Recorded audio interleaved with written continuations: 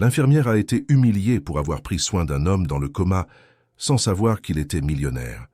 Le craquement discret des chaussures de Claire Moreau résonnait sur le linoléum gris du couloir principal de l'hôpital public de Lyon. C'était un bâtiment ancien dont les murs blafards, parsemés d'affiches d'informations sanitaires, ne parvenaient pas à masquer la fatigue d'un lieu qui ne dormait jamais. Les néons clignotèrent parfois comme des battements irréguliers d'un cœur épuisé. Claire, 30 ans, portait son uniforme blanc avec une rigueur sans ostentation. Ses cheveux châtain clair étaient toujours réunis dans un chignon sobre, et ses yeux, d'un vert pâle, observaient chaque détail autour d'elle avec la vigilance de quelqu'un pour qui chaque geste pouvait signifier la différence entre le soin et l'oubli. Elle n'était pas une infirmière comme les autres, disaient certains. Trop douce, trop engagée, trop humaine. Dans un service souvent écrasé par la routine, l'urgence et le manque de personnel, sa manière de poser une main apaisante sur l'épaule d'un patient ou de murmurer un mot d'encouragement en changeant une perfusion était parfois perçue comme une étrangeté. Les collègues la respectaient pour sa compétence, mais la raillaient en silence. Pour eux, elle ne survivrait pas longtemps dans cet univers si elle continuait à croire que l'on pouvait sauver le monde avec de la compassion. Ce matin-là, alors qu'elle vérifiait les doses d'anticoagulants dans l'armoire sécurisée du service de soins intensifs, l'arrivée d'un nouveau patient attira l'attention de tout le personnel. Il s'agissait d'un homme entre 40 et 45 ans, transféré d'un petit hôpital rural après un accident encore non élucidé. Il était arrivé sans papier, sans téléphone, sans effet personnel, inconscient. Aucun proche ne s'était manifesté, aucun nom n'était rattaché à lui.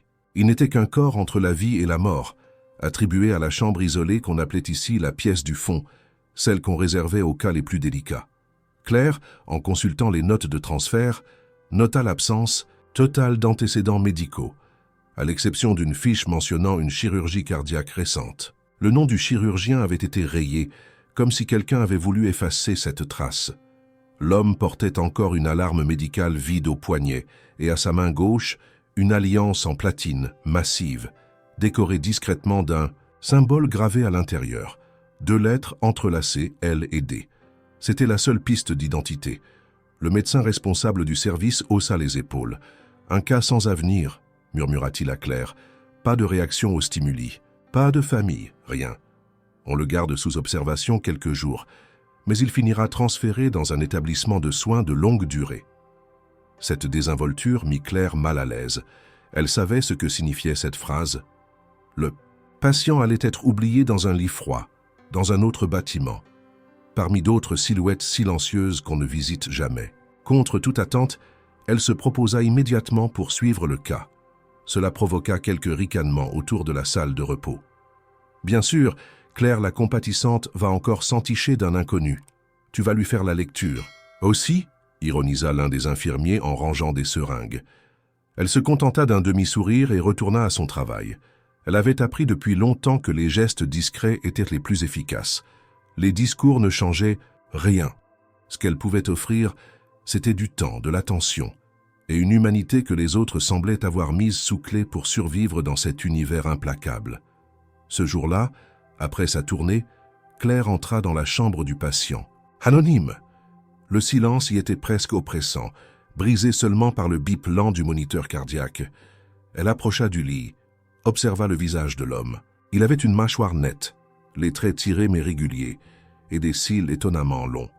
Le genre d'homme qu'on imaginait vêtu d'un costume sur mesure, pas allongé, inerte, branché à une machine.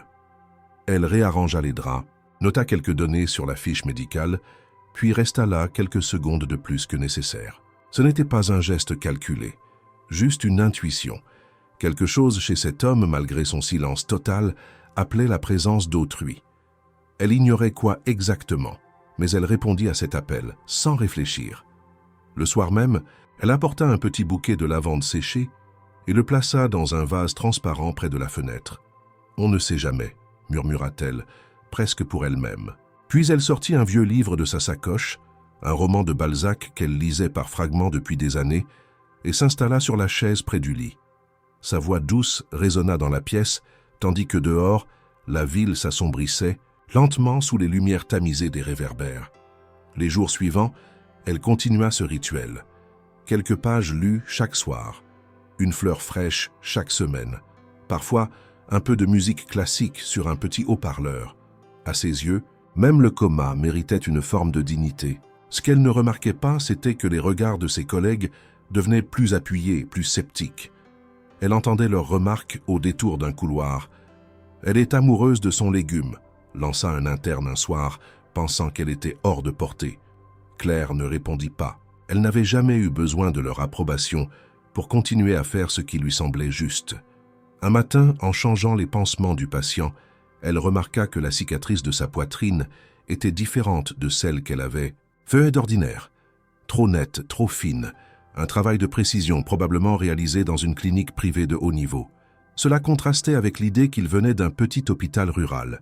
Une première alarme s'alluma dans son esprit, mais elle l'écarta. Pour l'instant, ce qui importait, c'était qu'il soit propre, soigné, entouré. Le reste viendrait peut-être plus tard, ou pas. Ce qu'elle ignorait encore, c'est que ce patient sans nom, cette silhouette silencieuse que personne ne réclamait, allait bouleverser chaque centimètre de sa vie, chaque certitude qu'elle croyait acquise, chaque lien qu'elle entretenait avec le monde qui l'entourait. Et que tout commençait ici, dans cette chambre banale, avec un simple bouquet de lavande et la voix d'une femme lisant Balzac à un homme qui ne pouvait pas l'entendre. Du moins, c'est ce qu'elle croyait. Les jours passaient sans que le moindre signe de réveil n'apparaisse chez le mystérieux patient. Claire poursuivait pourtant, avec la régularité d'un métronome, ses visites silencieuses. Elle parlait peu de lui au personnel, mais chaque fois qu'elle entrait dans sa chambre, elle réinstaurait une atmosphère de présence, comme si quelqu'un était véritablement là pour écouter, ressentir, exister malgré l'inconscience apparente. Un matin, alors qu'elle remplaçait le linge de lit, ses doigts glissèrent accidentellement sur la main de l'homme et frôlèrent la surface lisse de l'alliance.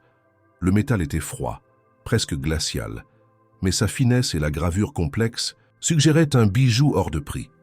Ce détail qu'elle avait remarqué dès le premier jour commença à l'intriguer plus profondément. Quel genre d'homme portait une telle alliance, mais se retrouvait seul, inconnu, oublié sur un lit d'hôpital public, sans personne pour réclamer sa présence. En observant plus attentivement les bras du patient, elle remarqua d'autres, signes discrets, que personne ne semblait avoir relevés. Une légère pigmentation sur la clavicule droite, semblable à une vieille ecchymose, et des cicatrices précises à peine visibles, symétriques, comme issues d'un protocole médical, rare. Chaque élément renforçait le sentiment étrange que cet homme n'était pas un patient ordinaire. Mais plus elle manifestait d'intérêt, plus elle attirait les regards ironiques de ses collègues. Dans la salle de pause, les conversations commencèrent à se teinter de sarcasme mal dissimulé. « Notre infirmière a trouvé un prince charmant », souffla une aide-soignante en versant du café. « Elle croit peut-être qu'en lui racontant des poèmes, il va se lever et l'embrasser. » Les rires étouffés ne manquèrent pas de résonner, mais Claire, habituée à ces humiliations sourdes, resta impassible. Pourtant, l'atmosphère changeait. Ce n'était plus une simple raillerie.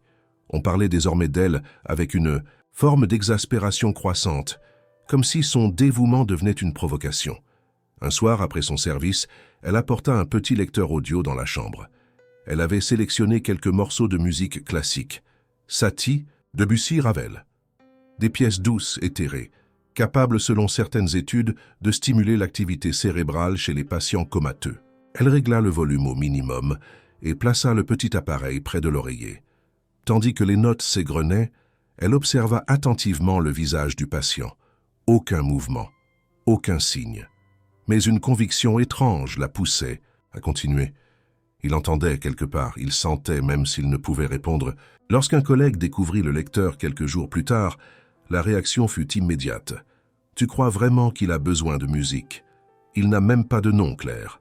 Tu dépenses ton énergie pour un fantôme. » Elle ne répondit pas. Mais ce soir-là, elle comprit que ses gestes, auparavant tolérés, devenaient maintenant des anomalies dérangeantes. Un soir, en sortant de la chambre, elle surprit deux infirmières chuchotant dans le couloir. « Elle est obsessionnelle. On devrait en parler à la supervision, elle dépasse les limites. » Les mots la frappèrent plus durement qu'elle ne l'aurait cru. Pourtant, elle ne plia pas. Elle savait qu'un fil invisible la liait à cet inconnu et qu'il fallait continuer à suivre cette intuition.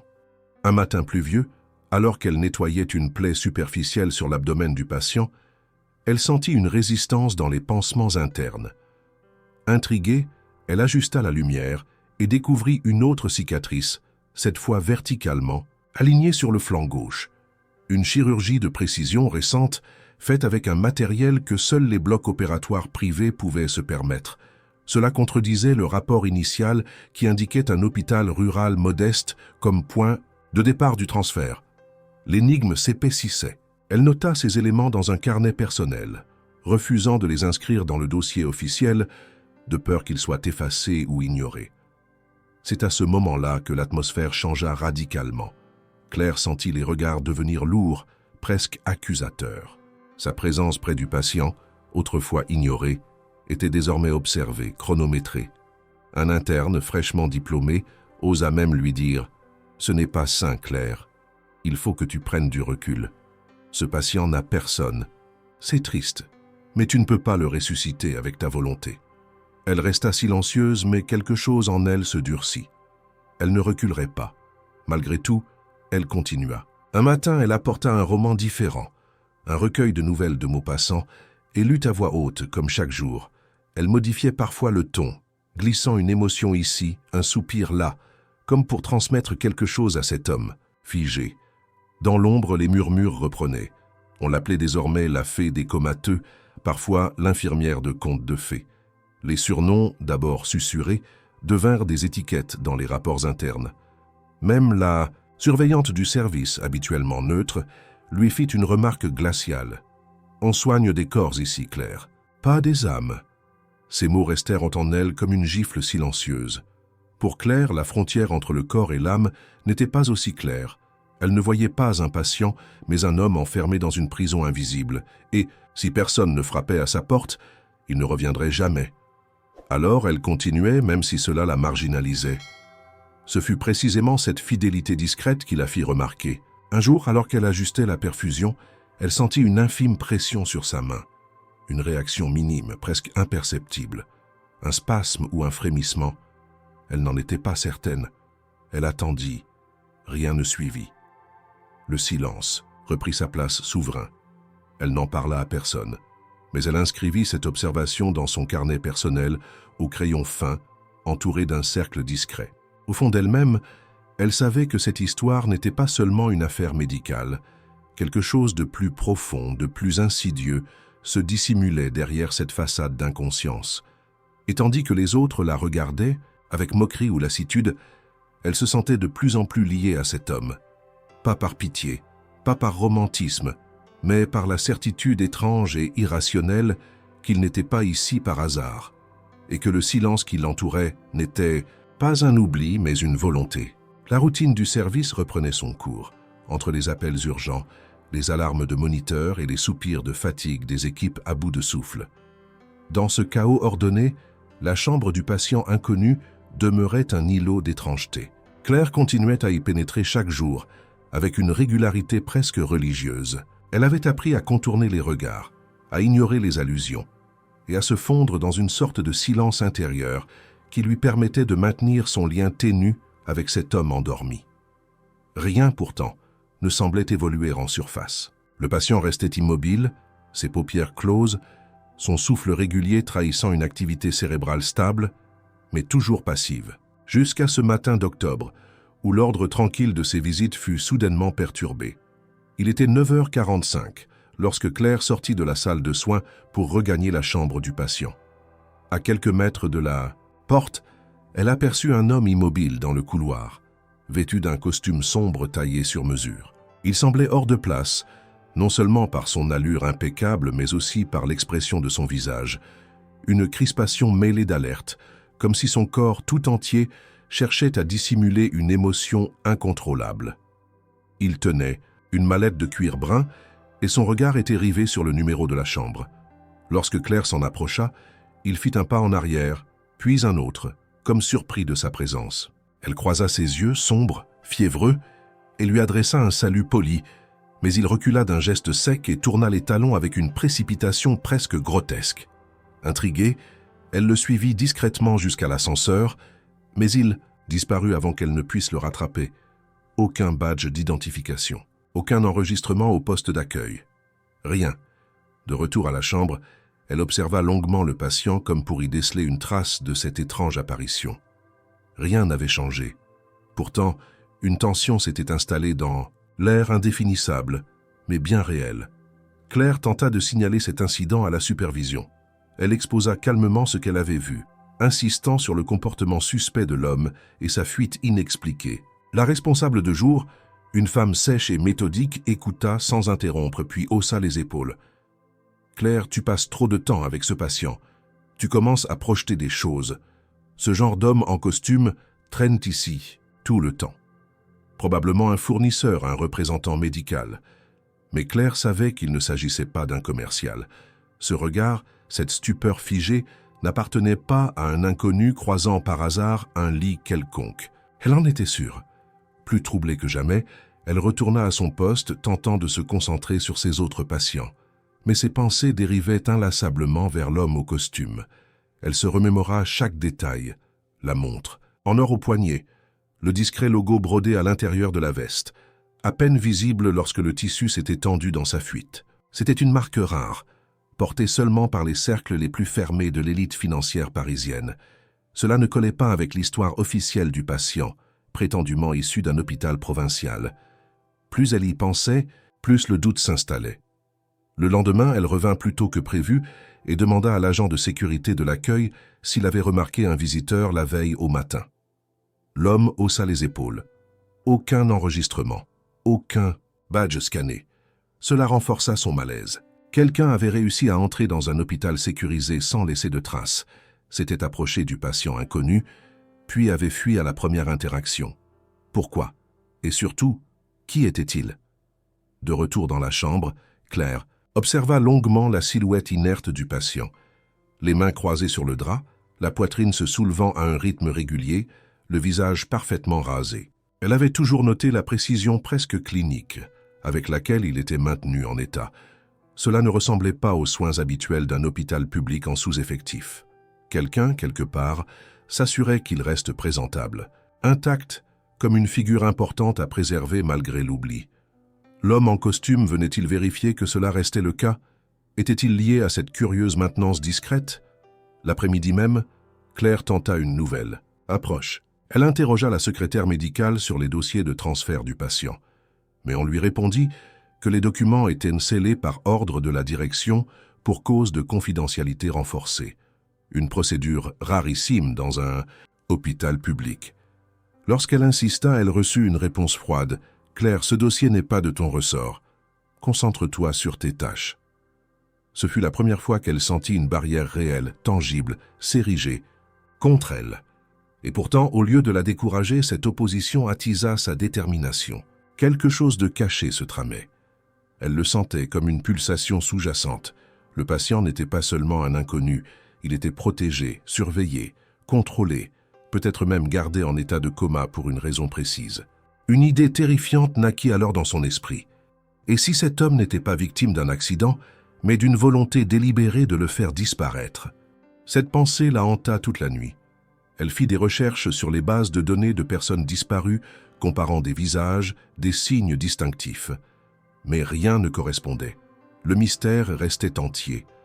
Le lendemain, elle retourna dans la chambre avec une nouvelle intensité dans le regard. Elle commença à fouiller discrètement les effets personnels, ceux qu'elle avait pu conserver. Le drap taché d'un infime résidu de sang, une ancienne compresse partiellement marquée d'un numéro de lot, et surtout, la bague. Elle l'étudia de nouveau, cette fois avec une loupe empruntée au laboratoire.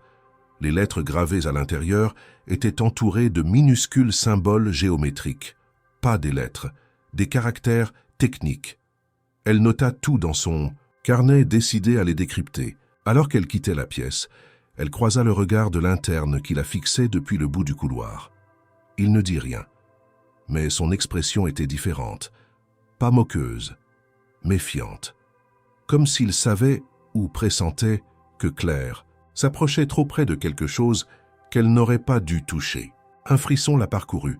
Elle n'était plus seulement observée, elle était surveillée. Les jours suivants furent marqués par une transformation silencieuse mais décisive dans l'attitude de Claire. Ce n'était plus seulement l'intuition d'une infirmière attentive qui la guidait, mais une suspicion tenace, enracinée par les détails accumulés et par le regard paniqué de l'homme en costume. Elle commença à organiser ses quarts de travail avec plus de stratégie, utilisant ses pauses pour consulter les archives numériques internes, prétextant des vérifications de routine ou des mises à jour de protocole. Elle savait que ces actions frôlaient les limites de l'autorisation, mais quelque chose en elle refusait de s'arrêter. Ce patient que tout le monde traitait comme une silhouette sans importance représentait une anomalie que son instinct professionnel ne pouvait ignorer. Un après-midi, après avoir terminé la surveillance d'un traitement sous perfusion, Claire prit l'ascenseur jusqu'au sous-sol, où étaient archivés les anciens formulaires de transfert et les rapports d'ambulance. Elle fouilla parmi les boîtes classées par date, cherchant celles correspondant au jour où l'homme avait été admis. Après presque une heure, elle mit la main sur une enveloppe contenant un rapport partiel, un transfert urgent, sans consentement signé, ordonné par un établissement rural dont le nom avait été biffé à l'encre noire. Ce détail, étrange, en soi, trahissait une volonté manifeste d'effacer les origines du dossier. À la fin du rapport, une signature illisible et un tampon médical sans identification claire confirmaient ses soupçons. Ce patient n'était pas un cas standard. Il avait été introduit dans le système par une porte dérobée. Elle fit des copies de ces documents et les rangea dans un classeur personnel qu'elle commença à dissimuler chez elle. Ce fut le début d'un double quotidien. D'un côté, la routine de soins, les bilans, les toilettes médicales et les procédures de surveillance. De l'autre, la traque lente d'une vérité cachée derrière des rideaux administratifs opaques. Chaque soir, en rentrant dans son petit appartement du quartier Montplaisir, elle étalait ses notes sur la table de la cuisine, comparant les noms, les anomalies, les correspondances entre numéros de lot, cicatrices, matériels médicaux et mentions réglementaires. Son isolement, déjà notable, s'accentua rapidement. Les collègues commencèrent à s'éloigner. Les pauses café se faisaient sans elle. Les discussions s'interrompaient à son approche. On disait qu'elle perdait pied, qu'elle se croyait détective, que son obsession pour l'homme sans nom devenait malsaine. Sa superviseuse, Madame Fournier, la convoqua dans son bureau et lui fit part de ses inquiétudes. « Claire, ce que tu fais n'est pas professionnel. Ce patient mérite des soins, oui, mais tu es en train de franchir une ligne. Il faut que tu prennes de la distance, pour ton propre bien. » Claire acquiesça poliment, mais ne céda rien. À l'intérieur, elle se raidissait. Personne ne semblait vouloir savoir. Tout le monde préférait le silence à la complexité. Un soir, en naviguant sur un forum médical confidentiel utilisé par des professionnels de santé pour échanger des informations sensibles, elle posta anonymement une description clinique de son patient, omettant les détails identifiants. À sa surprise, une réponse rapide arriva. Un ancien technicien hospitalier reconnut la description d'une procédure chirurgicale rare, utilisée exclusivement dans des cliniques de luxe à Genève et à Londres. L'homme la mit sur une piste. Certaines entreprises de sécurité privée, lorsqu'elles craignaient pour la vie de leurs dirigeants, finançaient des protocoles de mise en coma médical artificiel dans des conditions spécifiques, en dehors des circuits réglementés. Une rumeur parmi les initiés parlait d'un protocole baptisé Ouroboros. Le mot résonna étrangement dans l'esprit de Claire. Elle l'ajouta à son carnet de notes, encerclé, souligné, suivi d'un point d'interrogation. Ce terme ouvrit une brèche. Elle chercha des liens entre ce protocole et les initiales gravées sur la bague du patient. L et D. Une hypothèse germa, aussi folle qu'inattendue. Elle se souvint du nom murmuré par un vieil urgentiste dans une conversation informelle des mois plus tôt. Lucien Delacroix.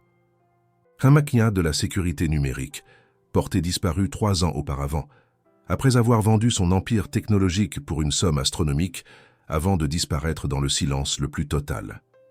L'homme avait été soupçonné de malversation financière, mais aucune preuve n'avait jamais émergé. Les médias l'avaient oublié, classé dans la rubrique des mystères irrésolus du monde économique.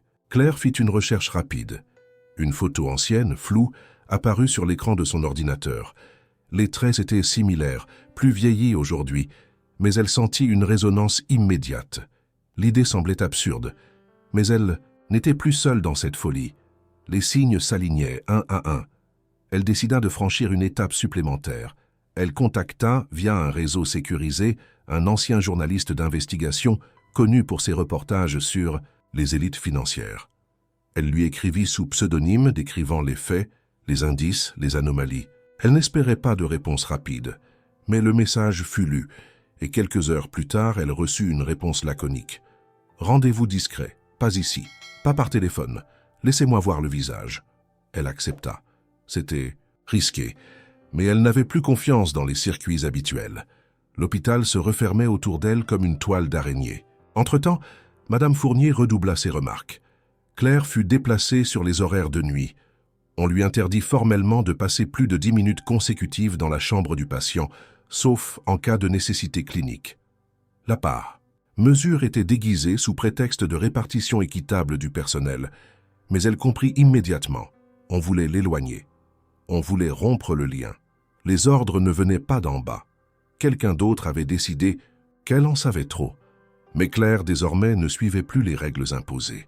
Elle travaillait en silence, respectait les apparences, mais chaque nuit, elle trouvait un moyen d'approcher la chambre, une fois sous prétexte de surveiller les constantes, une autre pour réajuster une perfusion. Elle continuait à observer, à noter, à chercher, et plus elle avançait, plus l'évidence s'imposait. Ce patient n'était pas ici par hasard. Il avait été placé, caché, peut-être même neutralisé. Le monde autour d'elle se refermait, mais son esprit, lui, s'élargissait. Elle ne cherchait plus une vérité médicale, mais une vérité humaine. Et elle savait, au fond d'elle-même, qu'en continuant, elle s'exposait. Mais elle ne pouvait plus reculer. Pas maintenant. Pas après tout ce qu'elle avait vu. Le vent froid de novembre s'insinuait dans les moindres interstices de l'hôpital, poussant les fenêtres à grincer comme des soupirs fatigués. Claire, reléguée au tour de nuit depuis la mise en place des nouvelles consignes, trouvait, dans le silence de ces heures, une opportunité inattendue. La liberté d'agir à la marge. Moins surveillée, elle parvenait à organiser des passages discrets dans la chambre de l'homme sans nom, profitant des couloirs vides et des regards endormis du personnel de nuit. Ce fut lors d'une de ces rondes clandestines, aux alentours de 3 heures du matin, qu'elle fit une découverte qui allait bouleverser une fois de plus sa perception des faits. Alors qu'elle nettoyait la peau du patient pour changer les pansements liés à son ancienne opération thoracique, son regard fut attiré par une légère irrégularité à l'intérieur du bras gauche, juste au-dessus du coude. Ce n'était ni une cicatrice, ni une trace de piqûre habituelle, mais une sorte de tatouage discret, presque invisible à l'œil nu, constitué de chiffres et de lettres en minuscules, dans une typographie technique, comme gravée par une machine de précision. Elle approcha une petite lampe et observa. La peau portait la mention C8704LLD. Ce n'était clairement pas un tatouage esthétique, mais un marquage à finalité fonctionnelle, probablement utilisé dans des contextes industriels ou scientifiques. Ce code, cette suite étrange éveilla une intuition foudroyante. Elle nota la séquence dans son carnet, referma soigneusement la chemise du patient, puis quitta la chambre sans bruit.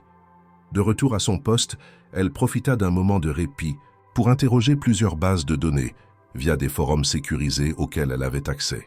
Après plusieurs tentatives infructueuses, elle tomba sur un ancien document technique datant de plus de 15 ans, appartenant à une entreprise française disparue depuis longtemps. Sentinellis, une société spécialisée dans les systèmes de sécurité biométrique avancée. Le code qu'elle avait trouvé correspondait à une série de dispositifs expérimentaux implantés dans le cadre d'un programme de protection d'élites financières, programme abandonné après une série de scandales juridiques et la vente de l'entreprise à un consortium étranger. Cette coïncidence renforça son malaise. Claire, qui jusque-là avait pensé être face à un cas isolé, comprenait maintenant que ce patient était lié à une structure complexe, ancienne, soigneusement dissimulée sous des couches de silence et de données effacées. Ce n'était pas un homme parmi d'autres. Il appartenait à une caste pour qui l'anonymat pouvait être une stratégie de survie. Et surtout, l'abréviation LD en fin de code la ramenait une fois de plus à l'hypothèse de Lucien Delacroix. Elle décida de relancer le journaliste avec qui elle avait échangé auparavant. Cette fois, elle lui proposa une rencontre physique. Ils se retrouvèrent dans un café modeste près de la Part-Dieu, à l'abri des regards. L'homme, la cinquantaine, portait une barbe naissante et des lunettes épaisses. Il écouta les éléments présentés par Claire sans l'interrompre. Lorsqu'elle lui montra la séquence du tatouage et le document de Sentinellis, il pâlit, visiblement. « Ce que tu tiens là, murmura-t-il, pourrait être la dernière preuve de l'existence du projet Synapse, un programme fantôme dont on pensait qu'il n'avait jamais été appliqué. » Claire sentit un frisson lui traverser l'échine. Le journaliste expliqua alors que Lucien Delacroix avait été l'un des investisseurs principaux de Sentinellis avant sa disparition. Officiellement, il s'était retiré de la vie publique pour raison de santé. Officieusement, certaines sources affirmaient qu'il s'était volontairement effacé du monde afin d'échapper à une guerre économique interne menée par ses propres partenaires. Le lien devenait impossible à ignorer. Le visage du patient, ses cicatrices, son tatouage, sa bague. Chaque pièce formait le contour d'une identité que l'on tentait d'effacer. Le journaliste accepta de venir observer l'homme par lui-même. Claire, bien que consciente du danger, organisa sa venue à l'hôpital par une entrée secondaire utilisée par les services techniques.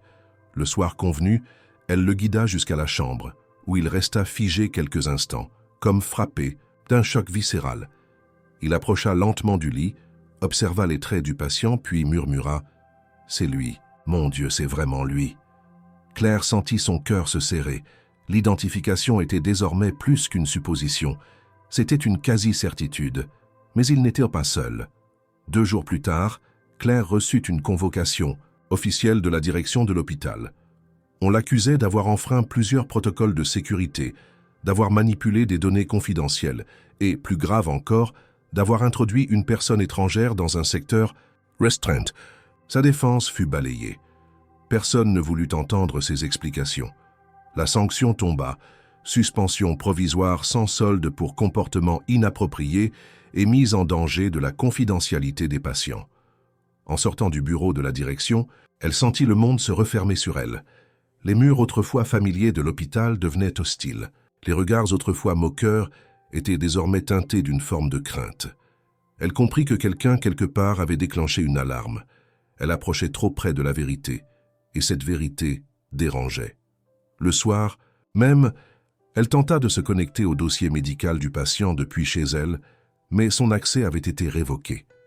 Pire encore, elle apprit par une collègue que tous les documents associés au patient avaient été retirés du système, transférés sous un nouveau numéro de code, inaccessible même au chef de service. La chambre avait été isolée. Des consignes spéciales avaient été données. Plus de visites non autorisées, pas de questions, pas de rapports. Claire, debout dans sa cuisine, observant le reflet de la lampe dans la vitre, comprit qu'elle était devenue une menace. Mais elle savait également que si elle arrêtait maintenant, cet homme serait perdu à jamais. Ce qu'on cherchait à faire, ce n'était pas seulement l'enterrer vivant dans un coma sans fin. C'était effacer sa mémoire, son histoire, son humanité. Elle se tourna alors vers le journaliste et lui demanda « Tu crois qu'on peut le sauver ?» Il la regarda longuement. « Si tu es prête à aller jusqu'au bout, oui. Mais il va falloir courir plus vite que ceux qui veulent qu'il reste endormi. » Claire hocha lentement la tête. Elle n'avait plus de poste, plus de salaire, plus de sécurité. Mais elle avait une mission, et elle n'abandonnerait pas. Pas maintenant. Pas après avoir vu ce que personne d'autre n'osait regarder. La suspension de Claire ne fut pas simplement une mesure disciplinaire. Ce fut une sentence d'isolement. En quelques heures, elle fut effacée du système de l'hôpital, comme si elle n'y avait jamais travaillé. Son badge désactivé, son accès au dossier verrouillé, ses collègues invités à ne plus communiquer avec elle, sans autorisation de la direction. Les murs de cet établissement où elle avait passé près de 10 ans de sa vie, où elle avait accompagné des centaines de patients, se refermèrent sur elle comme un bastion inaccessible. Mais ce n'était pas la première fois qu'on tentait de l'effacer. Et cette fois, elle refusa de disparaître. De retour chez elle, elle transforma son modeste appartement en quartier général improvisé. Les notes, les photos, les extraits de dossiers, les captures d'écran, tout fut trié, scanné, classé. Elle commença à constituer un dossier complet sur le patient, maintenant identifié à 70% comme étant Lucien Delacroix. Le journaliste avec qui elle collaborait, désormais plus impliqué, lui apportait des données historiques, des anciens contacts du monde, de la sécurité privée, des informations sur les anciens actionnaires de Sentinellis et leurs manœuvres après la vente de l'entreprise. Ensemble, ils tracèrent les contours d'un complot de disparition volontaire, mais guidée par des intérêts puissants. Lucien n'avait pas été enlevé. Il avait été mis en sommeil avec l'aide de son propre cercle. Et aujourd'hui, certains ne voulaient pas qu'il se réveille. Pendant ce temps, à l'hôpital, une campagne souterraine de discrédit était lancée contre Claire. Des rumeurs circulaient. Elle aurait manipulé les soins du patient, falsifié des dossiers, menti à la direction, introduit des éléments extérieurs dangereux. On la traitait de déséquilibrée, d'obsédée, d'ancienne employée instable. Certaines infirmières racontaient à voix basse qu'elle avait été amoureuse de l'homme dans le coma. D'autres, plus cruelles, insinuaient qu'elle s'était inventé un rôle de sauveuse pour combler un vide affectif. Le but était clair, faire d'elle une caricature, un personnage extravagant dont la parole pouvait être écartée sans dommage. Un jour, alors qu'elle faisait des recherches dans une bibliothèque municipale, Claire reçut un message anonyme sur une messagerie sécurisée qu'elle utilisait uniquement pour sa correspondance avec le journaliste. Le message ne comportait qu'une phrase « On sait ce que tu fais, arrête ». Elle resta figée, le regard planté sur l'écran, le cœur battant à tout rompre. Ce n'était plus une hypothèse. Elle était observée. Et si elle continuait, les représailles pourraient devenir physiques. Mais cette peur n'engendra pas la fuite. Elle décida plutôt d'accélérer. Elle tenta alors de prendre contact avec d'anciens employés de Sentinellis. La plupart refusèrent de répondre. D'autres prétendirent ne pas se souvenir. Mais l'un d'eux, un ingénieur en cybersécurité maintenant retraité, accepta une conversation téléphonique codée. Lorsqu'elle lui parla du tatouage biométrique sur le bras du patient, il émit un long silence. Puis il déclara « Ce marquage était réservé au profil de niveau 0, protocole Ouroboros. Si votre homme le porte, alors il n'est pas censé être en vie, ou du moins pas censé être retrouvé. » Ce témoignage confirma ses pires soupçons. Lucien avait été volontairement effacé, avec la complicité d'un réseau entier, qu'aujourd'hui chaque geste de Claire vers la vérité dérangeait une mécanique bien huilée. À mesure que sa recherche avançait, son image publique se dégradait. Un article anonyme fut publié sur un blog médical, la décrivant comme « une ancienne soignante aux tendances obsessionnelles ». Son nom commença à apparaître sur les moteurs de recherche, associé à des mots-clés comme « troubles du comportement »,« fausse infirmière »,« dérive médicale ». Quelqu'un, quelque part, orchestrait une campagne de calomnie. Malgré cela, Claire garda le cap. Elle savait que le point de bascule approchait. Un soir, alors qu'elle observait les vidéos de surveillance obtenues par un contact du journaliste, elle aperçut une séquence troublante. Un homme en blouse blanche, badge masqué, entrant dans la chambre du patient à une heure où aucune intervention n'était programmée. Il restait à peine 6 minutes, puis repartait, sans qu'aucun soin ou mise à jour ne soit consigné. À la lumière d'une analyse poussée, il s'avéra que cet individu n'apparaissait sur aucun planning de garde. Claire comprit qu'on ne cherchait pas seulement à l'éloigner. On préparait quelque chose. Une extraction, un transfert clandestin, une élimination discrète. Tout était possible. Elle tenta alors de joindre une dernière fois une de ses anciennes collègues de confiance, Julie, une infirmière qu'elle avait formée. Après plusieurs tentatives, Julie accepta un rendez-vous dans un parc discret à la périphérie de la ville. Tremblante, la jeune femme lui confia « On parle de déplacer le patient, la nuit. Aucun document, aucun transport. Officiel.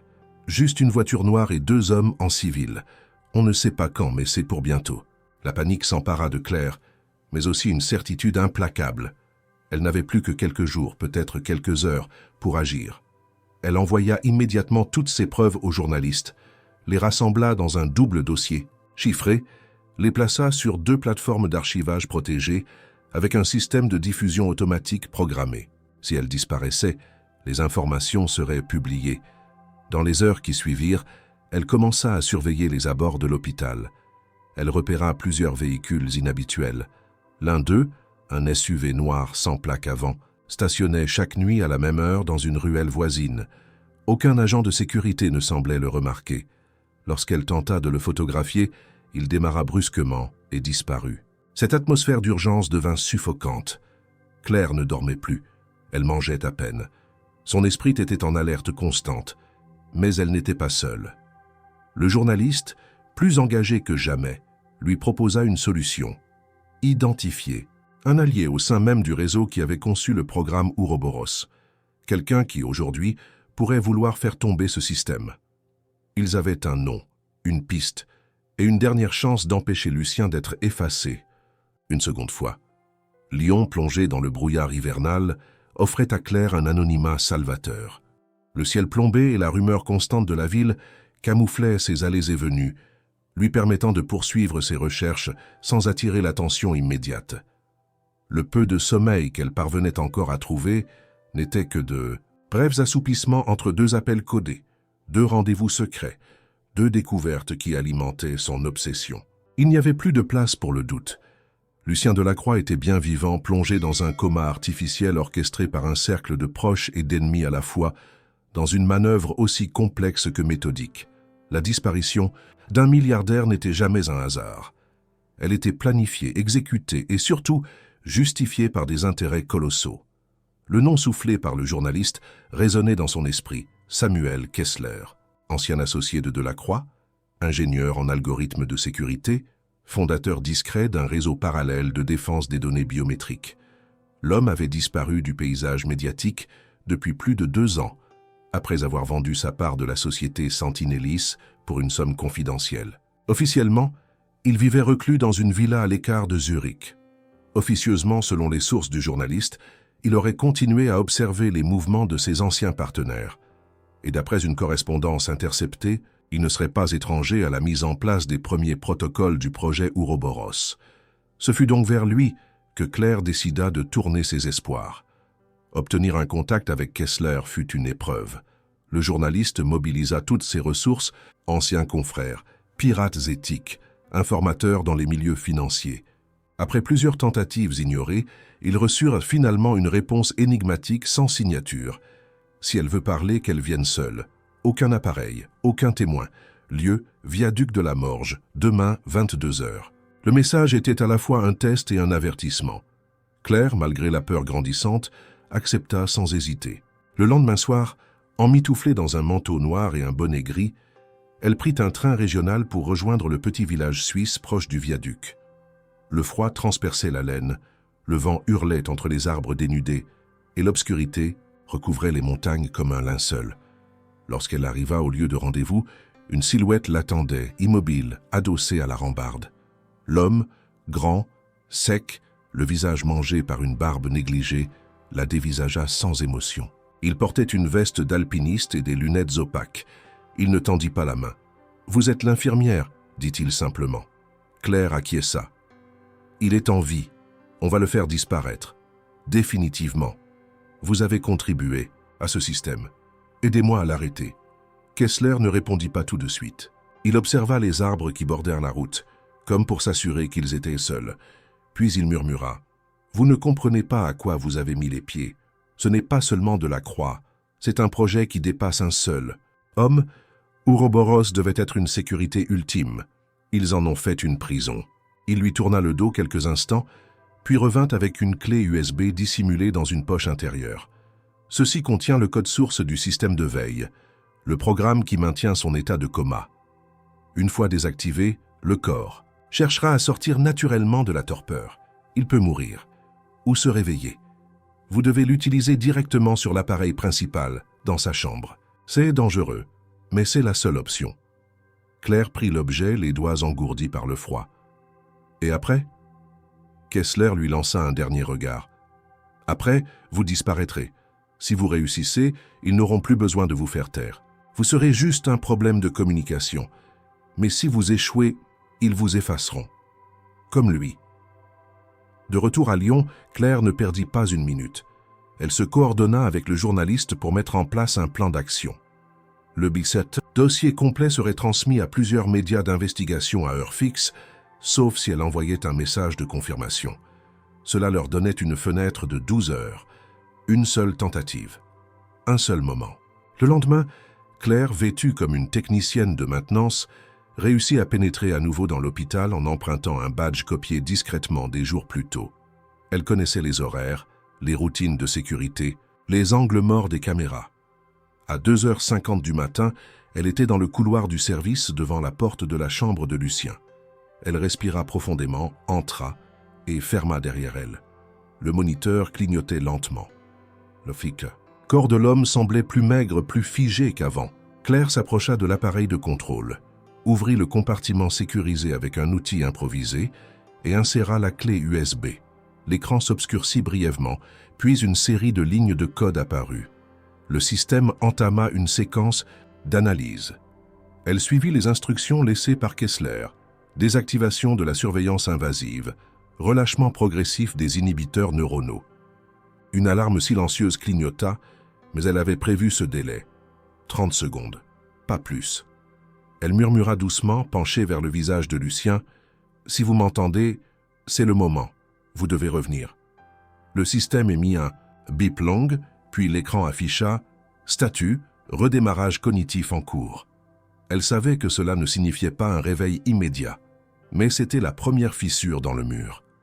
Claire quitta la pièce sans se retourner, repassant par les mêmes couloirs vides. Le plan avait fonctionné. Reste à savoir si Lucien répondrait à cet appel. Dans les jours qui suivirent, elle observa de loin à travers les contacts que le journaliste entretenait encore dans l'hôpital. Le service restait muet, aucun changement visible, aucun transfert annoncé. Mais une tension était palpable, quelque chose s'était passé. Et le système, cette machine invisible et tentaculaire, avait été secoué. Elle attendit, prête à agir à nouveau, car la prochaine étape ne dépendait plus d'elle seule, mais de la volonté de cet homme, enfoui dans les limbes, de briser son propre oubli. Le silence qui suivit l'infiltration de Claire dans la chambre de Lucien fut plus assourdissant que le fracas de n'importe quelle alarme. Durant 48 heures, aucune information ne filtra. Ni du personnel resté à l'hôpital, ni de Julie, l'infirmière complice, ni du journaliste, dont les relais au sein de la presse semblaient soudainement injoignables. Tout était figé. L'hôpital, comme un organisme blessé, s'était replié sur lui-même, refermant ses couches sur la blessure invisible que Claire y avait infligée. Elle attendait, le souffle suspendu, observant les actualités, consultant ses messageries cryptées, recevant les mêmes réponses, rien à signaler. Et pourtant, elle le sentait. Ce calme n'était pas naturel. C'était un calme construit, imposé, maintenu de force pour empêcher quelque chose d'éclater. C'est au matin du 3e jour que le coup tomba. Le journaliste la réveilla par un appel direct, chose qu'il n'avait jamais faite auparavant. Sa voix était grave, précipitée, sans détour. « Ils savent. Ton visage est sur une liste. Ils ont obtenu les images de la caméra thermique. Le transfert a été ordonné. Lucien ne sera plus là ce soir. Il part pour une destination inconnue. » Claire bondit de son lit. Elle savait que ce jour arriverait, mais le choc fut plus brutal qu'elle ne l'avait imaginé. Elle tenta de contacter Julie sans succès. Tous les canaux semblaient avoir été coupés. L'hôpital était devenu un bunker. Aucune entrée, aucune sortie. Même le système informatique semblait verrouillé sous une nouvelle architecture de sécurité. Elle essaya de se connecter à distance avec un accès détourné qu'elle avait réussi à créer dans les jours précédents. Un écran noir apparut avec une seule phrase en rouge. Accès restreint. Surveillance en cours. Ce message n'était pas une erreur. C'était un avertissement. Au même moment, le journaliste, poursuivant ses investigations, découvrit que plusieurs dossiers médicaux avaient été effacés. Pas seulement celui de Lucien, mais d'autres, liés à des patients jamais enregistrés dans les systèmes habituels. Des fantômes médicaux, hébergés temporairement, soignés discrètement puis déplacés sans trace. Une cellule spéciale avait été identifiée, relevant directement d'un ministère extérieur à la santé publique. Une structure parallèle, opérant dans les marges de la loi. Le niveau de danger venait de changer. Claire décida de retourner une dernière fois à proximité de l'hôpital. Elle ne cherchait pas à y entrer. Elle voulait voir, comprendre, anticiper. À distance, elle observa l'entrée du service. Vers 22 heures, une fourgonnette noire pénétra dans le parking arrière. Elle n'arborait aucun logo, mais son immatriculation correspondait à un véhicule de la sécurité privée internationale. 2 hommes en costume sortirent, accompagnés d'un médecin qu'elle ne reconnut pas. Ils n'appartenaient pas à l'équipe habituelle. Moins d'1 heure plus tard, ils ressortirent avec une civière, recouverte d'un drap stérile. Le patient était inconscient. Lucien. Ils ne prirent pas l'ascenseur habituel, mais une sortie secondaire, dont seuls les membres de la direction connaissaient encore l'existence. Ce fut pour Claire comme une mort en direct. Elle resta figée sur le trottoir opposé, incapable de bouger, de parler. Toutes ses actions, tous ses risques, toutes ses preuves semblaient s'effondrer d'un coup. Il l'avait battue. Il avait réussi à le faire disparaître une seconde fois, cette fois dans une ombre plus profonde, plus inaccessible. Et avec lui, tout espoir d'éveil. Elle rentra chez elle brisée, en silence, sans parler aux journalistes. Elle passa la nuit entière à effacer ses fichiers, à brûler ses notes, à effacer ses traces. C'était fini. Elle ne voulait pas finir comme lui, dans un oubli sans retour. Mais le lendemain matin, elle reçut un appel depuis un numéro crypté. Une voix, mécanique, déformée, lui dit simplement « Tout n'est pas perdu. Il est vivant. Et il n'est plus sous leur contrôle. » Puis la ligne coupa.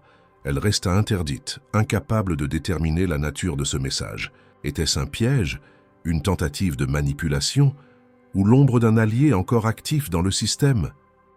Dans les heures qui suivirent, le journaliste confirma que la clinique vers laquelle le patient avait été déplacé n'était pas répertoriée.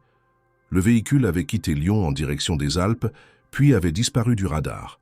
Aucun signal GPS, aucune caméra de péage ne l'avait détecté. Un vrai trou noir, mais il ajouta un détail que Claire n'avait pas prévu. Il y a un mouvement en interne. Quelqu'un de l'ancien réseau de Delacroix commence à bouger. Un ancien conseiller, peut-être un témoin, et il m'a contacté.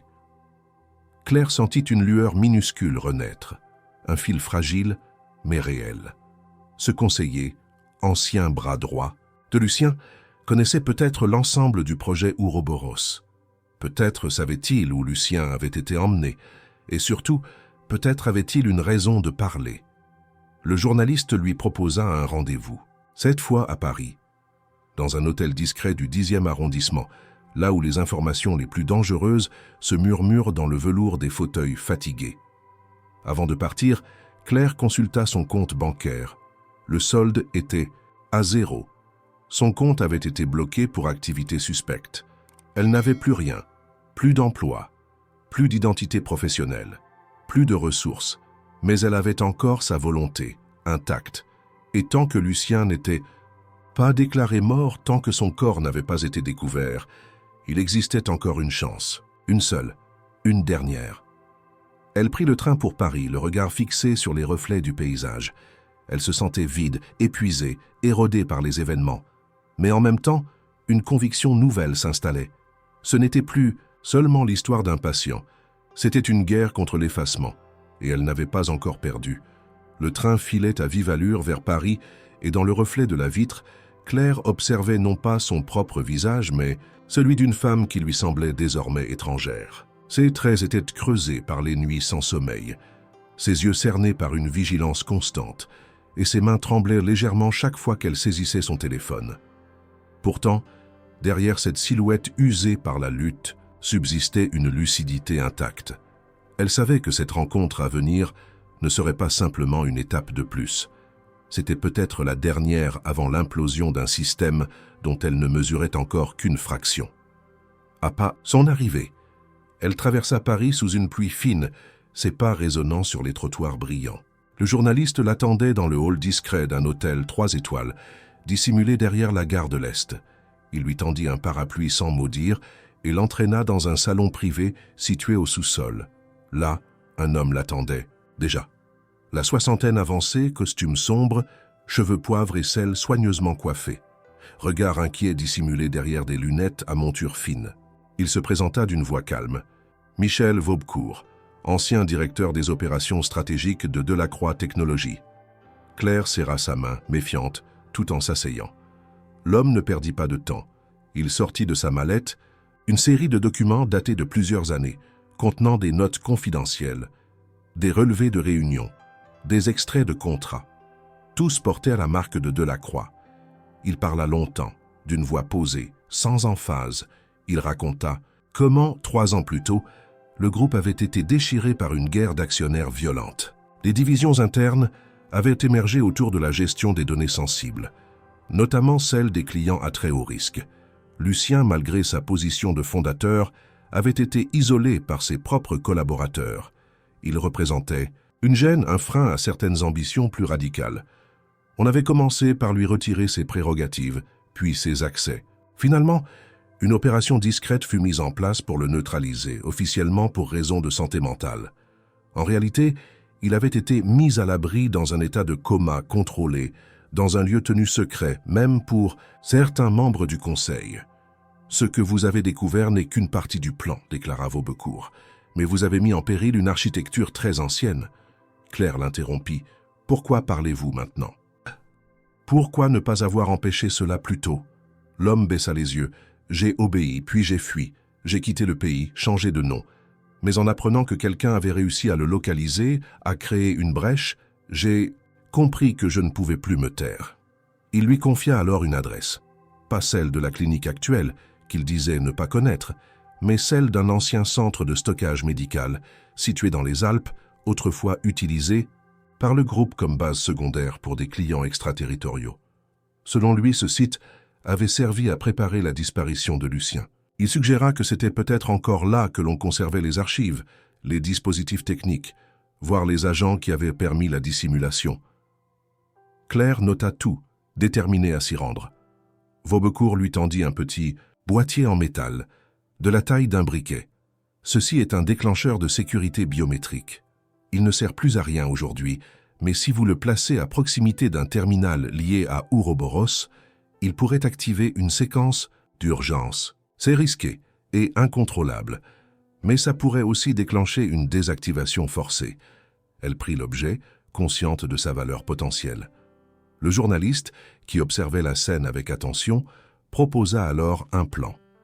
Ils partiraient ensemble dans les Alpes, dans une voiture louée sous un faux nom. Claire resterait en retrait, pendant qu'il prendrait contact avec les personnes autour du centre. Mais elle, seule, pourrait franchir les barrières internes, car elle disposait désormais de l'expérience, de la connaissance du patient et du déclencheur biométrique. Une nouvelle tentative, un nouvel affrontement. Ils partirent le lendemain, à l'aube. La route jusqu'aux montagnes fut longue, sinueuse, noyée de brouillard. Claire resta silencieuse tout le trajet, son esprit tournant à pleine vitesse. Elle se remémorait chaque détail. Le regard de Lucien dans son coma, la température de sa peau, le rythme irrégulier de son cœur les jours où elle avait lu à son chevet. Il y avait eu un lien inexplicable, profond, et il ne pouvait avoir été unilatéral. S'il lui avait ressenti, perçu, reconnu quelque chose, alors elle ne s'était pas trompée. Il fallait le sortir de là. Il fallait que quelqu'un lui tende la main pour briser le cercle.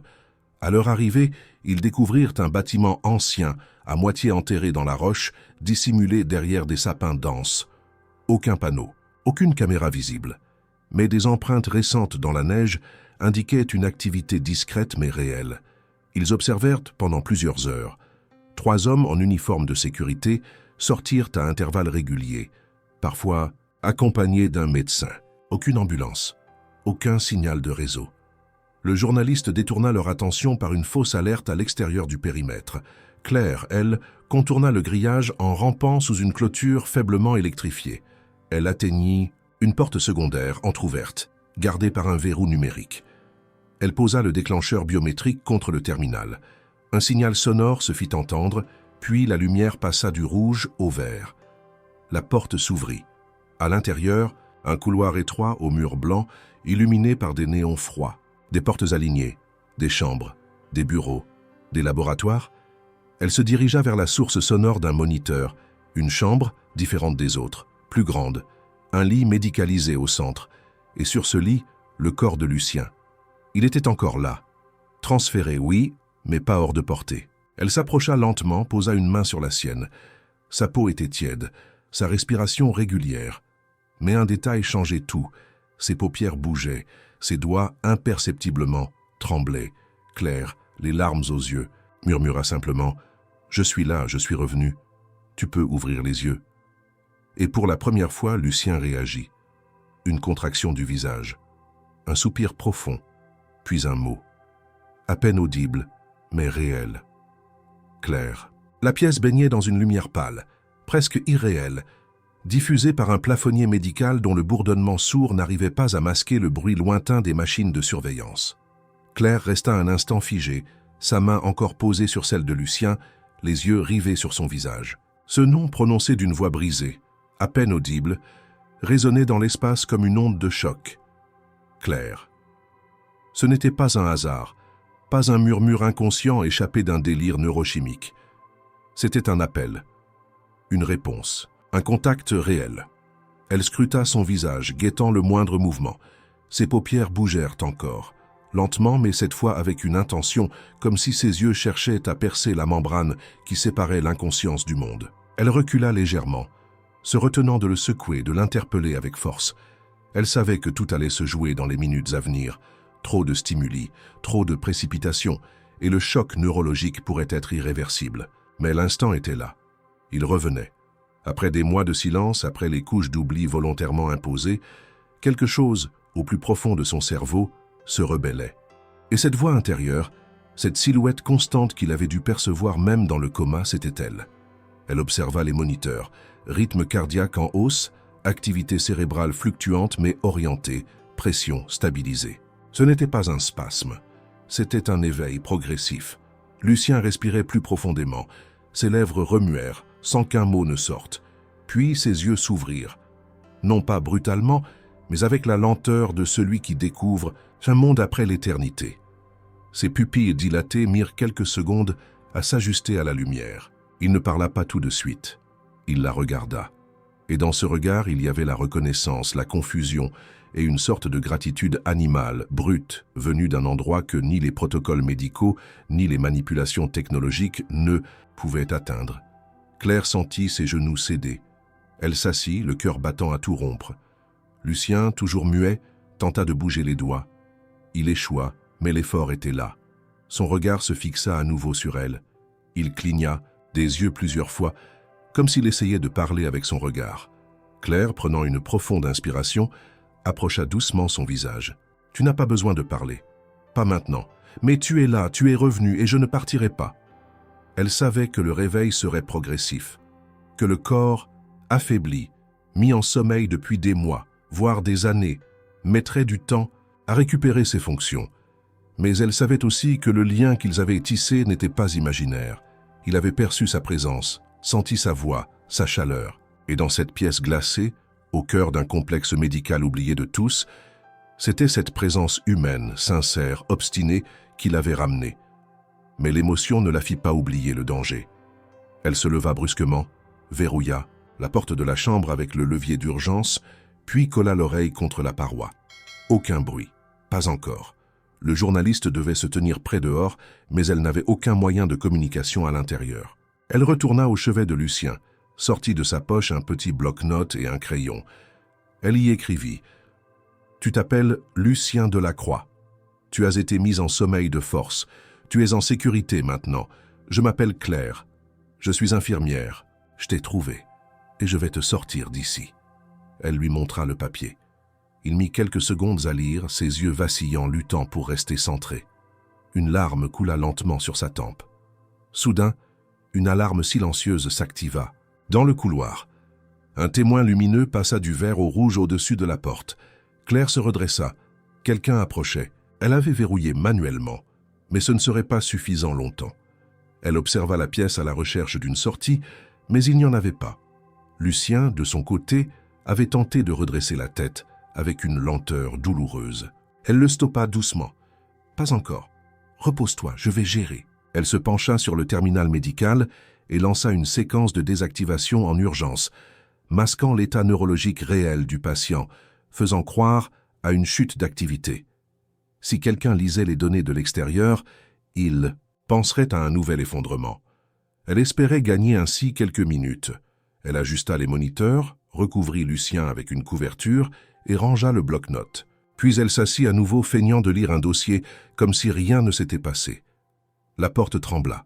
Une voix s'éleva de l'extérieur. Ouverture d'urgence. Protocole de surveillance activé. Elle ne répondit pas. Quelques secondes plus tard, la porte s'ouvrit avec un sifflement mécanique. 2 hommes en blouse blanche, suivis d'un agent de sécurité, pénétrèrent dans la pièce. Ils fixèrent Claire, surpris. Elle joua l'étonnement. « Il n'y a eu aucun changement. J'étais ici pour un contrôle de routine. Vous pouvez vérifier les données. » L'un des hommes consulta les relevés, fronça les sourcils, puis hocha la tête. Rien d'anormal. Fausses alertes, probablement dues au redémarrage du système central. Ils restèrent en quelques secondes de plus, puis ressortirent, refermant la porte derrière eux. Claire n'osa pas bouger. Lucien la regardait encore, les yeux brillants d'une conscience douloureuse. Il savait que chaque seconde désormais comptait. Lorsque tout fut calme à nouveau, elle se pencha une dernière fois vers lui. « Ce n'est pas fini, mais tu es là, tu n'es plus seul. Et cette fois, ils ne pourront pas t'effacer. » Elle savait que les prochaines heures seraient décisives. Il faudrait organiser une extraction, un transfert sûr, un lieu où il pourrait se rétablir loin des regards. Mais elle avait une nouvelle force en elle, alimentée par ce regard revenu du néant, par cette voix qui avait franchi l'abîme pour la rejoindre. Lucien était réveillé, et rien ne pourrait désormais l'arrêter. Les jours qui suivirent, le réveil de Lucien Delacroix se déroulèrent comme un jeu d'échecs silencieux. Chaque mouvement de Claire pesé, calculé, mesuré, contre une possible réaction adverse. L'état de Lucien restait fragile, mais son esprit, malgré les séquelles de l'endormissement prolongé, montrait une étonnante clarté. Il avait du mal à articuler. Son corps répondait encore par à-coups, mais sa mémoire, du moins des bribes cruciales, revenait.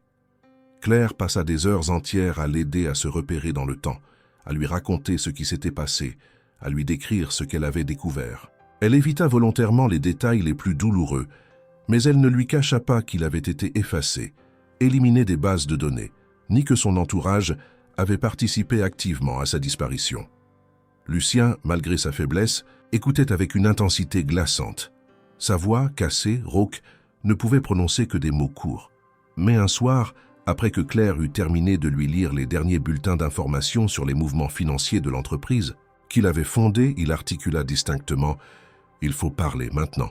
Ces 3 mots déclenchèrent une mécanique que Claire et le journaliste avaient préparée depuis plusieurs semaines. Ils n'attendaient qu'un signal pour déclencher la cascade d'événements. Le lendemain matin, à 8 heures précises, un dossier complet fut envoyé de manière simultanée à plusieurs rédactions nationales et internationales. Le Monde, Mediapart, The Guardian, Der Spiegel. Il contenait des copies de documents internes à Delacroix Technologies, des photos de Lucien dans son lit d'hôpital, des extraits de son dossier médical falsifié et un témoignage vidéo préenregistré de Claire. Dans cette vidéo, elle ne cherchait pas à faire pleurer. Elle ne criait pas. Elle ne dénonçait pas avec colère. Elle racontait les faits, les observations, les silences. Elle y exposait l'inhumanité d'un système capable d'ensevelir un homme sous le coma, non pour le protéger, mais pour le neutraliser, le rendre invisible, le priver de ses droits les plus élémentaires. Elle parlait sans ornement, avec cette sincérité brute qui transperce les mensonges institutionnels. La vague fut immédiate, les réseaux sociaux s'enflammèrent. Les premières chaînes d'information reprirent l'affaire sous l'angle du sensationnalisme. Un milliardaire disparu retrouvé vivant dans une clinique secrète. Puis vinrent les questions plus sérieuses. Comment un homme aussi influent avait-il pu disparaître sans enquête? Pourquoi les autorités sanitaires n'avaient-elles rien vu? Quel rôle avaient joué les anciens partenaires de Delacroix? L'affaire prit une dimension politique, lorsque plusieurs députés européens exigèrent l'ouverture d'une commission d'enquête sur la gestion des données biomédicales et la légalité des protocoles de coma prolongés. À l'hôpital, Public de Lyon, l'effet fut dévastateur. Ceux qui s'étaient moqués de Claire, qui avaient participé à son isolement, qui avaient signé sa suspension, furent soudain convoqués pour rendre des comptes. Les communications internes, jusque-là protégées, furent saisies par un groupe d'investigation indépendant. On découvrit des échanges accablants entre la direction et des représentants privés de la sécurité biomédicale. Le mot Ouroboros figurait dans plusieurs mails cryptés. L'existence d'un protocole parallèle, financé par des entités privées, fut rendue publique. Les médias commencèrent à interroger d'anciens employés de Sentinellis, dont certains, inspirés par le courage de Claire, décidèrent enfin de parler. Des visages floutés racontèrent les réunions à huis clos, les tests menés sur des patients riches volontaires, les contraints de silence, les disparitions sans déclaration. Ce qui avait commencé comme une affaire isolée devint un scandale d'État. L'un des partenaires de Lucien fut arrêté à Genève en tentant de fuir avec une valise remplie de documents. D'autres prirent la fuite, certains vers Dubaï. d'autres vers des paradis fiscaux moins regardants. Mais le plus bouleversant fut sans doute la vidéo enregistrée par Lucien lui-même, 3 jours après son réveil officiel. Faible mais conscient, il s'adressa au monde depuis une pièce épurée, accompagné d'un avocat et d'un médecin. Dans un discours court mais percutant, il remercia Claire, la nomma publiquement, déclara qu'elle avait sauvé non seulement un homme, mais ce qui restait de dignité dans un monde obsédé par le profit et l'effacement des faibles. Il ne lança pas d'accusation. Il annonça simplement qu'il coopérerait avec les autorités, qu'il reprendrait part à la vie publique, non pas pour diriger une entreprise, mais pour dévoiler ce que l'on cache sous les couches glacées des protocoles secrets. Claire, submergée par la notoriété soudaine, reçut des centaines de messages de soutien, des anciens patients, des collègues de province, des inconnus, mais aussi des menaces, des avertissements anonymes. Elle fut placée sous protection temporaire par une cellule spécialisée en témoins civils. Elle ne répondit à aucun média, refusant les invitations au plateau, les sollicitations pour des livres ou des documentaires. Elle ne voulait pas devenir une héroïne médiatique. Elle voulait seulement que Lucien vive libre et que plus, jamais personne ne soit réduit à une enveloppe muette sous prétexte de sécurité. Malgré cela, la pression ne cessa pas. Les responsables de la clinique alpine furent arrêtés, mais certains disparaissaient mystérieusement avant leur audition. Des preuves furent effacées, des fichiers corrompus. On sentait que les ramifications de l'affaire allaient bien au-delà de Delacroix Technologies. Mais désormais, il n'était plus possible de faire marche arrière. Lucien, affaibli mais lucide, choisit de rester sous la supervision médicale de l'équipe de Claire qui l'exigea à ses côtés. Dans une clinique privée placée sous surveillance indépendante, il poursuivit sa réhabilitation. Chaque jour, il récupérait un peu plus de sa mémoire, un peu plus de ses forces, et avec elle, la conscience d'avoir été trahi, puis sauvé, par ceux qu'il croyait connaître, et une inconnue qui avait refusé de détourner les yeux. L'image de Claire, silhouette discrète et droite à côté du lit de Lucien, fit le tour du monde, non comme un symbole de scandale, mais comme un rappel silencieux que l'humanité parfois peut triompher là où tout semblait perdu. Les semaines qui suivirent la déclaration publique de Lucien Delacroix marquèrent un tournant à la fois pour lui et pour Claire.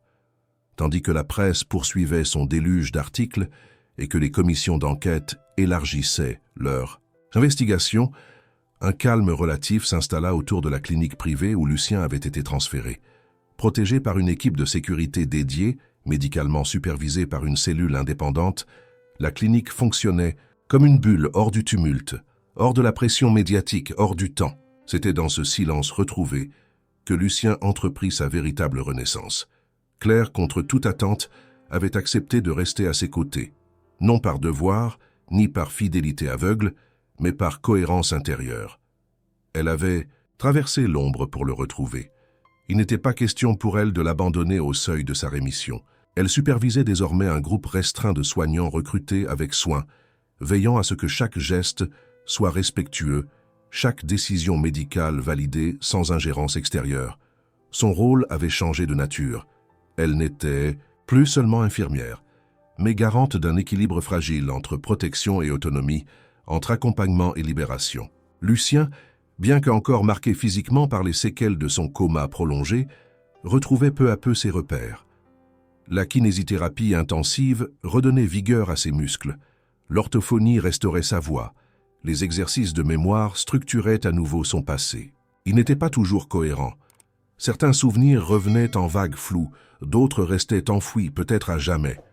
Mais chaque jour apportait un progrès, un mot de plus, un geste plus précis, une conscience plus affûtée.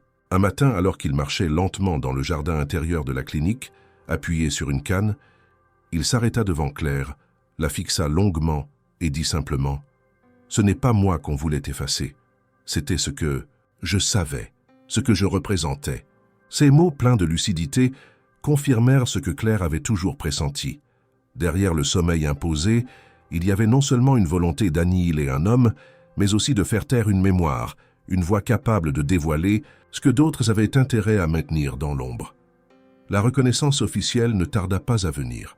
Lors d'une conférence de presse organisée à la clinique même, soigneusement filtrée, sans présence physique de journalistes, Lucien apparut pour la première fois en public depuis son réveil.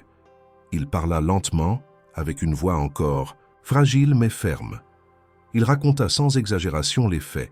Il n'accusa personne nommément, mais décrivit les mécanismes de pouvoir, les jeux d'influence, la peur que suscitait celui qui voulait trop protéger les libertés numériques. À la fin de son allocution, il remercia Claire devant le monde entier, prononçant son nom avec une intensité qui ne laissa aucun doute sur le rôle qu'elle avait joué.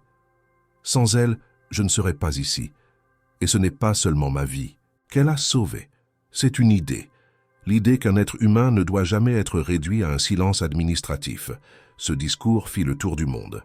Il fut traduit en 12 langues, relayé par toutes les agences de presse, et inspira une vague d'initiatives civiques pour la régulation éthique des technologies médicales de haute sécurité. Le Parlement européen lança un groupe de « travail sur les comas induits non thérapeutiques ». Des fonds furent débloqués pour des audits dans les cliniques privées. Et partout, le nom de Claire Moreau apparaissait comme le symbole discret mais puissant d'une résistance bienveillante. Pour elle, cette reconnaissance fut autant un soulagement qu'un poids. On la sollicitait pour des conférences, pour des publications, pour des honneurs. Elle refusa la plupart. Elle restait au chevet de Lucien, comme elle l'avait toujours fait, loin des projecteurs, convaincue que c'était là que se jouait l'essentiel. Lorsqu'un représentant du ministère de la Santé lui proposa une médaille pour services exceptionnels, elle répondit simplement « Je n'ai pas servi, j'ai soigné ». Mais le monde, lui, ne voulait pas l'oublier. Un mécène anonyme, dont l'identité ne fit aucun doute, finança la création d'un centre de soins alternatifs à Lyon, un espace centré sur l'humain, la parole, la dignité des patients. Claire accepta d'en devenir la directrice, à condition qu'elle puisse continuer à exercer au contact quotidien des malades. Le centre baptisé la Maison Claire ouvrit ses portes 6 mois plus tard. Il devint un modèle, étudié, copié, adapté à d'autres contextes en Europe. Lucien, encore en convalescence, visita le centre dès son ouverture. Il n'y fit pas de discours. Il marcha simplement dans les couloirs, s'arrêta devant les chambres, regarda les visages. À la sortie, il confia à Claire « C'est ici qu'on guérit vraiment, pas dans les machines, dans les regards. » Ils restaient discrets l'un envers l'autre. Leur lien tissé dans l'ombre ne cherchait ni statut, ni forme prévisible. Il y avait entre eux une entente muette, une complicité faite de respect, de reconnaissance mutuelle, d'une intimité sans besoin de mots. Ils ne formaient pas un couple au sens traditionnel, mais un tandem indissociable, chacun gardien de la reconstruction de l'autre. Un soir, alors que le ciel s'assombrissait sur Lyon, Claire s'arrêta sur la terrasse de la clinique. Elle regarda les lumières de la ville, pensa à tout ce qu'elle avait traversé, au silence du début, au regard méprisant, au couloir glacé, et à cette chambre, la première, où un homme sans nom avait changé sa trajectoire. Elle ne regrettait rien. Pas un geste, pas une décision. Derrière elle, Lucien s'approcha. Il resta un moment sans parler, puis murmura « Tu m'as ramené à la vie. C'est à moi maintenant de protéger la tienne. » Claire, les bras croisés, répondit sans se retourner « On se protège mutuellement, c'est ça, le vrai soin. » La vie à Lyon avait repris un cours plus calme, mais rien n'était vraiment revenu à la normale. Le scandale autour du protocole Ouroboros, les révélations sur les cliniques secrètes, les noms cités et effacés, les aveux partiels et les silences achetés avaient laissé des traces profondes dans la société française et au-delà. Pourtant, pour Claire Moreau, ce tumulte ne semblait plus qu'une rumeur lointaine. Sa réalité était faite de présences simples, des mains à tenir, des patients à écouter, des soignants à accompagner. Sa clinique, la Maison Claire, fonctionnait désormais à plein régime, et bien qu'on tentât encore de l'enrôler dans des projets plus ambitieux, plus politiques, elle restait fidèle à cette mission initiale, offrir un soin où la dignité ne soit jamais négociable. La structure qu'elle avait bâtie, avec l'aide d'une donation anonyme qu'elle n'avait jamais eu besoin de questionner, accueillait chaque mois des dizaines de patients venus de toute la région, parfois même d'autres pays. Des cas lourds, souvent oubliés par le système classique, mais aussi des personnes simplement en quête d'un espace plus humain pour guérir ou vieillir. Elle avait recruté une équipe pluridisciplinaire, formée à des pratiques respectueuses du rythme de chacun. Ici, on ne chronométrerait jamais une toilette, on ne bâclerait pas une fin de vie, On ne déciderait pas du silence de quelqu'un sans avoir épuisé toutes les voies du dialogue. Claire ne s'était pas éloignée de Lucien, mais ils avaient, ensemble, décidé de ne pas transformer leur lien en quelque chose que les autres pourraient décoder trop facilement. Ils se voyaient régulièrement, souvent dans le jardin intérieur du centre, parfois autour d'un dîner discret dans l'appartement de Claire, situé non loin de la place Bellecour. Il lui arrivait de passer la nuit sur le fauteuil, un livre à la main, veillant sur lui non plus par devoir mais par amitié profonde. Il n'y avait jamais eu de déclaration officielle, pas de geste spectaculaire, mais une constance dans l'attention, une fidélité de regard qui suffisait à faire comprendre à quiconque qu'ils n'étaient pas seulement deux survivants. Ils étaient deux existences recomposées à partir du même fragment de nuit. Lucien, de son côté, avait refusé de reprendre ses fonctions passées. Il ne voulait plus entendre parler de conseils d'administration, de sièges à pourvoir, d'actions à surveiller. Il avait confié ses parts restantes à une fondation dont l'objet serait exclusivement dédié à la protection des droits des patients inconscients. Son rôle devint celui d'un passeur. Il rencontra des familles, témoigna dans des colloques médicaux fermés, répondit à des étudiants en médecine, incitant chacun à penser l'éthique non comme une règle, mais comme une question à poser chaque jour. « Celui que vous voyez dormir n'est pas vide, disait-il souvent. Il vous entend même si vous n'en savez rien. » Leur nom, pourtant, restait lié à l'affaire. On les évoquait ensemble dans des articles d'archives, des podcasts, des émissions spéciales. Claire s'y faisait. Elle n'aimait pas la notoriété, mais elle en acceptait l'utilité. Chaque fois qu'un nouveau patient franchissait les portes de sa clinique en murmurant « Je suis venu ici parce que je vous ai entendu parler », elle comprenait que les conséquences de son choix initial continuaient à se déployer, parfois douloureusement, parfois dans des élans inattendus, mais toujours avec un sens que rien ne pouvait effacer. Un après-midi d'automne, alors que le vent balayait les feuilles mortes dans le jardin du centre, Claire s'assit sur un banc, un carnet sur les genoux. Elle avait commencé à écrire. Pas pour publier, pas pour répondre aux éditeurs qui l'implorèrent de raconter son histoire, mais pour elle-même. Elle notait les détails que personne ne connaissait. Le moment précis où elle avait compris que Lucien n'était pas un inconnu, l'intensité du silence dans la chambre isolée, la violence des moqueries, l'étrange regard du premier visiteur en costume, la sensation de marcher sur un fil tendu entre vie et disparition. Elle écrivait pour ne pas oublier, mais aussi pour ne pas s'enfermer dans la mémoire. Car la vie continuait. Chaque jour amenait de nouvelles urgences, de nouvelles décisions. Et elle savait qu'un jour elle finirait par transmettre ce qu'elle avait appris. Non comme un récit héroïque, mais comme un témoignage modeste de ce qu'une infirmière peut accomplir quand elle décide, envers et contre tous, de ne pas détourner les yeux. Ce soir-là, en sortant de la clinique, elle traversa la rue et marcha lentement jusqu'à la passerelle du collège, surplombant le Rhône. Les lumières de la ville se reflétaient dans l'eau sombre. Lyon semblait respirer paisiblement. Claire s'arrêta au milieu de la passerelle, observa le fleuve, les passants, les silhouettes pressées. Elle pensa à l'autre Claire, celle d'il y a 1 an, celle qu'on appelait l'infirmière de conte de fées, qu'on humiliait dans les couloirs d'un hôpital débordé. Elle n'éprouvait ni rancune ni amertume, juste une forme de gratitude étrange, parce que sans cette moquerie, sans cette solitude, elle ne serait jamais devenue ce qu'elle était désormais. Elle entendit des pas derrière elle.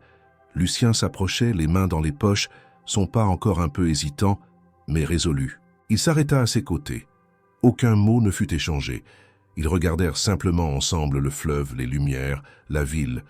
Et dans ce silence partagé, Claire sut qu'un cycle s'était clos, qu'ils avaient survécu à l'oubli, qu'ils avaient reconstruit quelque chose qui ne portait pas de nom, mais qui avait plus de force que tous les titres.